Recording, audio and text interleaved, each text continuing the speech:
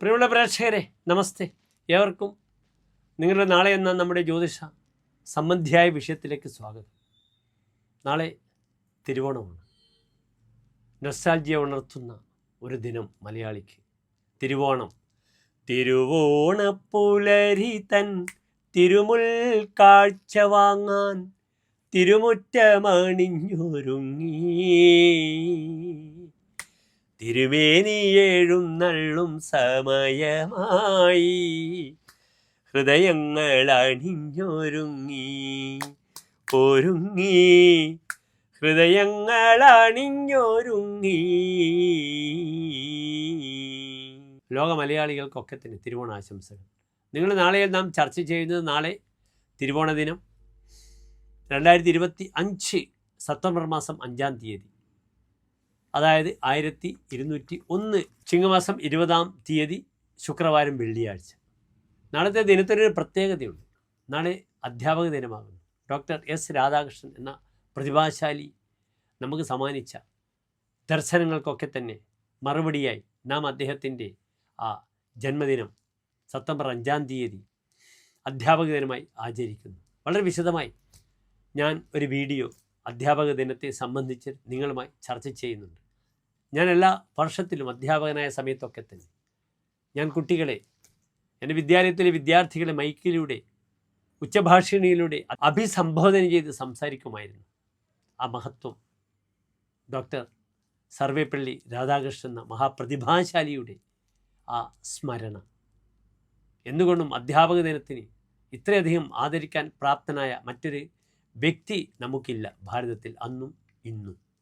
മറ്റൊരു പ്രധാന വ്യക്തി ഞാൻ ബഹുമാനിക്കുന്നത് നമ്മുടെ അബ്ദുൽ കലാം സാറാണ്. നമ്മുടെ ശാസ്ത്രജ്ഞനായ, ഭാരതത്തിൻ്റെ രാഷ്ട്രപതിയായ, ലോകം മുഴുവനും സമാദരിച്ച അദ്ദേഹത്തെ കൂടെ നാം ഓർക്കണം. ഏതായാലും എല്ലാ അധ്യാപകർക്കും അധ്യാപക ദിന ആശംസകൾ നേരുന്നു. പുത്തൻ തലമുറക്കാർ, പുത്തൻ അധ്യാപകർ നമ്മുടെ നാട്ടിൽ ധാരാളമുണ്ട്. അവർ നല്ലൊരു തലമുറയെ വാർത്തെടുക്കട്ടെ എന്ന് നമുക്ക് പ്രത്യാശിക്കാം. നാളത്തെ ദിനം വെള്ളിയാഴ്ചയാണ്. തൃശ്ശൂർ സൂര്യോദയം 6:18, അസ്തമയം വൈകിട്ട് 6:28. നാളത്തെ രാഹുകാലം നിങ്ങൾക്കറിയാം. കാലത്ത് 10:30 മുതൽ 12 മണി വരെയുള്ള സമയം വെള്ളിയാഴ്ച രാഹുകാലം. നാൽക്കാലികളും സ്ത്രീകളും ഗർഭിണികളും സഞ്ചരിക്കാൻ പാടില്ലാത്ത ദിനമാണ് വെള്ളിയാഴ്ച.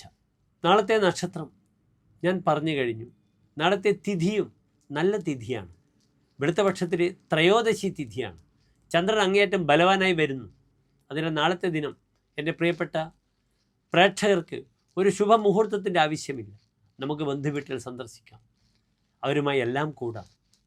ലോകത്തിലുള്ള മലയാളികളെല്ലാം തന്നെ തിരുവോണമെന്ന ആ നൊസ്റ്റാൾജിയ നെഞ്ചിലേറ്റിക്കൊണ്ടാണ് എത്തുന്നത്.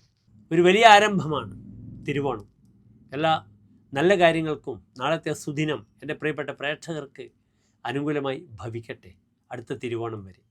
ചിങ്ങമാസം മലയാളിക്ക് 1201 എന്നത് വർഷത്തെ സമ്മാനിച്ച മാസമാണ് ചിങ്ങമാസം.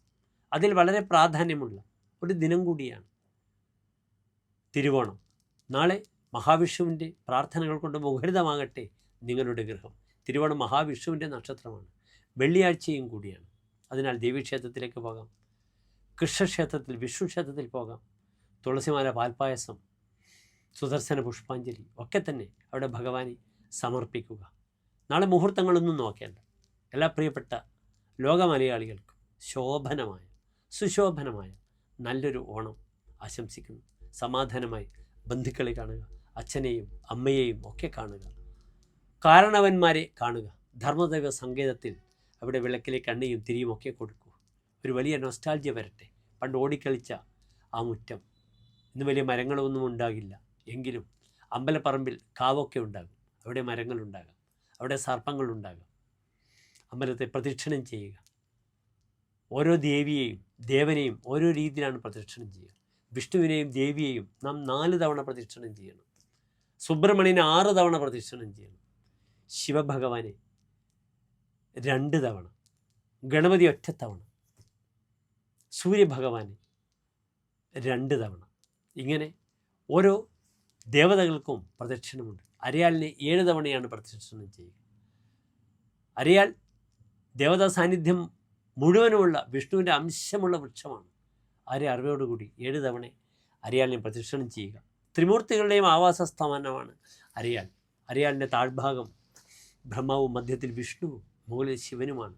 മൂലതോ ബ്രഹ്മരൂപായ മധ്യതോ വിഷ്ണുരൂപിണെ അഗ്രതോ ശിവരൂപായ വൃക്ഷരാജായ തേ നമഃ എന്നാണ് അരിയാലിൻ്റെ പ്രാർത്ഥന. എൻ്റെ എല്ലാ പ്രിയപ്പെട്ട പ്രേക്ഷകർ ശോഭനമായ ഒരു തിരുവോണം ആശംസിക്കുന്നു. നന്ദി, നമസ്കാരം.